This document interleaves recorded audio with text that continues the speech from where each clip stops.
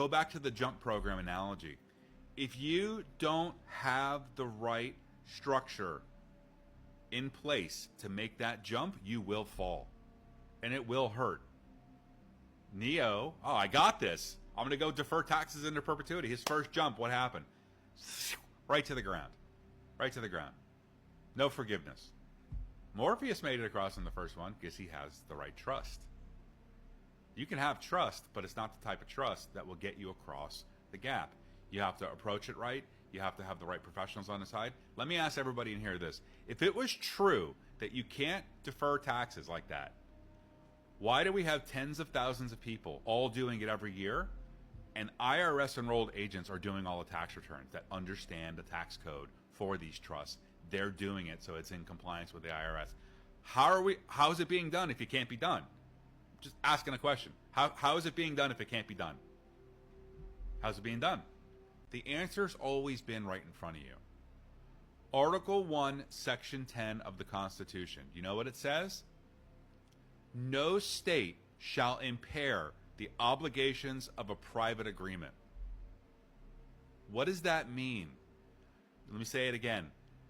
Article 1, Section 10 of the Constitution. It's right there.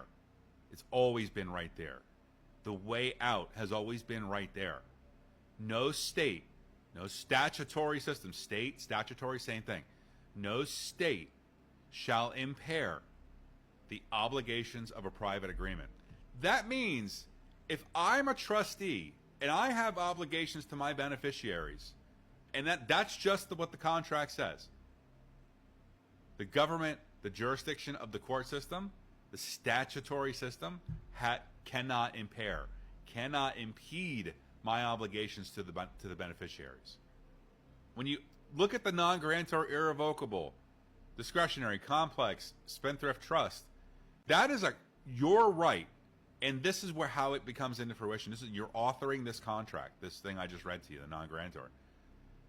That clause in the Constitution, that very one simple line, that gives you the power to create your own customized contract to deal with the legal system, the tax system, and do business. Your own customized contract. And in that customized contract, you can put a customized choice in there where you didn't have it before, where if you jumped, you would fall. You don't have this in your contract. In your customized contract, you can put your own customized choice to tell the IRS you want the option to not pay taxes this year. That's how simple it is. Article 1, Section 10 of the Constitution. No state shall impair the obligations of a private agreement. The private agreement that you're using, the non-grantor, irrevocable, discretionary, complex, spendthrift trust, is a customized contract with a customized choice in there, with the power of a trust which has its own tax code. The tax returns are written by IRS enrolled agents. Tens of thousands of people are already doing this. Not many. That's why it's so obscure and it's like, oh, run for the hills. The Matrix tells you you're crazy, you know you're onto something. Put some ones in here if you've ever been told you're crazy for thinking something. A conspiracy theory, alternate timeline. When the Matrix, and I give grace and forgiveness to someone that says they're fucking crazy. That's the Matrix speaking. Pulling you back from the edge. You're about to jump. Article 1, Section 10 of the Constitution. No state, you guys got to get this really powerfully. No state shall impair the obligations of a private agreement. That means the statutory judicial system, which is basically everything other than the Supreme Court, cannot force you to not meet your obligations of the private agreement by trying to take your shit. But it's not your shit because you gave it all up to the trust. You're just the trustee. You're operating. You don't own it anymore. So you ask why a trust? That's the why. Income taxes, capital gains taxes, end of the year. You're like, you keep track of it all. You go to pay it.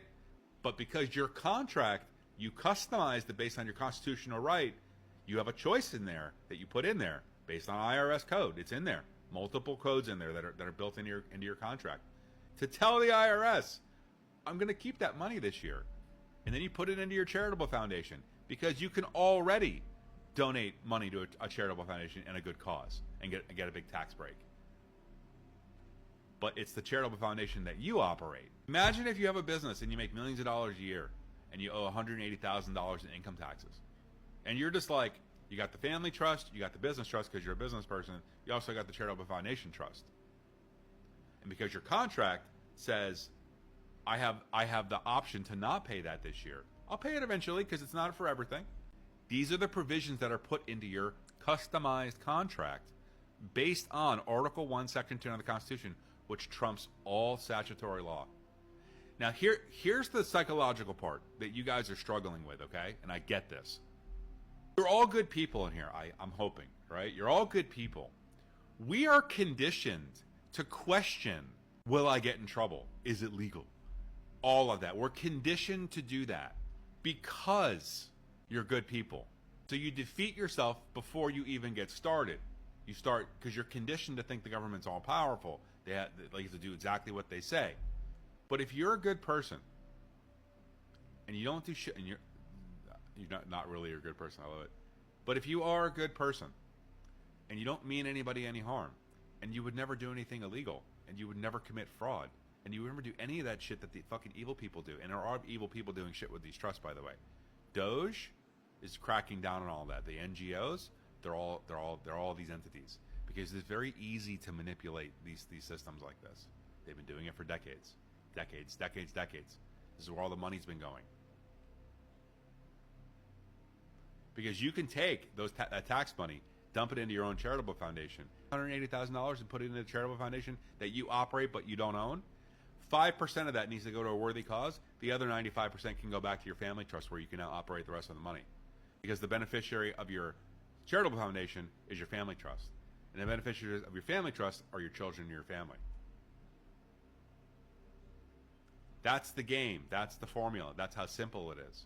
But you got to have all three. It's a trinity. Families at the top, charitable, and business on the lower corners.